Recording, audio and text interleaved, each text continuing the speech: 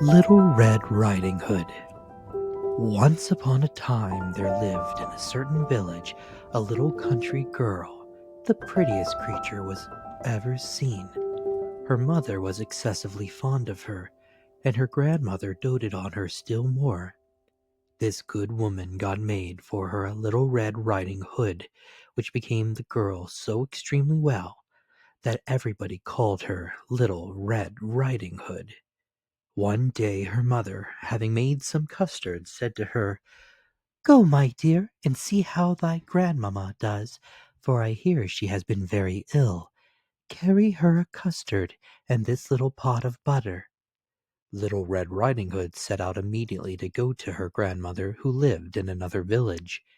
As she was going through the wood, she met with Gaffer Wolf, who had a very great mind to eat her up, but he durst not, because of some faggot makers hard by in the forest.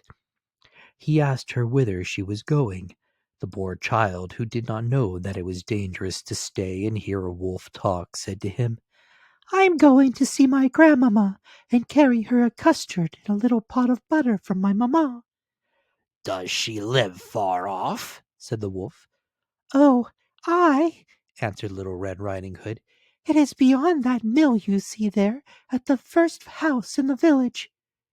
"Well," said the wolf, "and I'll go and see her too. I'll go this way and go you that, and we shall see who will be there soonest." The wolf began to run as fast as he could, taking the nearest way, and the little girl went by that farthest about, diverting herself in gathering nuts, running after butterflies, and making nosegays of such little flowers as she met with. The wolf was not long before he got to the old woman's house. He knocked at the door. Tap, tap. "Who's there?" "Your grandchild, Little Red Riding Hood," replied the wolf, counterfeiting her voice. "Who has brought you a custard and a little pot of butter sent you by mamma." The good grandmother, who was in bed because she was somewhat ill, cried out, "Pull the bobbin and the latch will go up." The wolf pulled the bobbin, and the door opened, and then presently he fell upon the good woman and ate her up in a moment, for it was about 3 days that he had not touched a bit. He then shut the door and went into the grandmother's bed, expecting Little Red Riding Hood, who came some time afterwards and knocked at the door. Tap, tap. "Who's there?"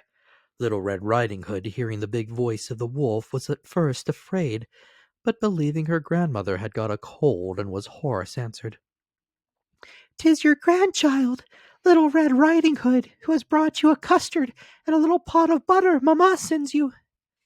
The wolf cried out to her, softening his voice as much as he could, "Pull the ribbon and the latch will go up." Little Red Riding Hood pulled the bobbin, and the door opened. The wolf, seeing her come in, said to her, hiding himself under the bedclothes, "Put the custard and the little pot of butter upon the stool, and come and lie down with me."